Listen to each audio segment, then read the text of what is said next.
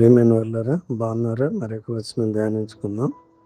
మరియు ధూపం వేయుటకు నీవు ఒక వేదికను చేయవలెను, తుమ్మకర్రతో దాన్ని చేయవలెను. నిర్గమాకాండము 31. ఇక్కడ రాయబడిన రీతిగా ఈ ధూప వేదిక యొక్క ఉద్దేశము ప్రతి ఉదయం మరియు సాయంత్రం ధూపం వేయడమే. అహరోను ప్రతిదినము ప్రొద్దున దాని మీద పరిమళ ద్రవ్యముల ధూపము వేయవలెను. అతడు ప్రదీపములను చక్కపరుచున్నప్పుడు దాని మీద ఆ ధూపము వేయవలెను. మరియు సాయంకాలమందు అహరోను ప్రదీపములను వెలిగించినప్పుడు దాని మీద ధూపము వేయవలెను. అది నీ తరతరములకు యెహోవా సన్నిధిని నిత్యమైన ధూపము. నిర్గమాకాండం 37:8 వచనాలు.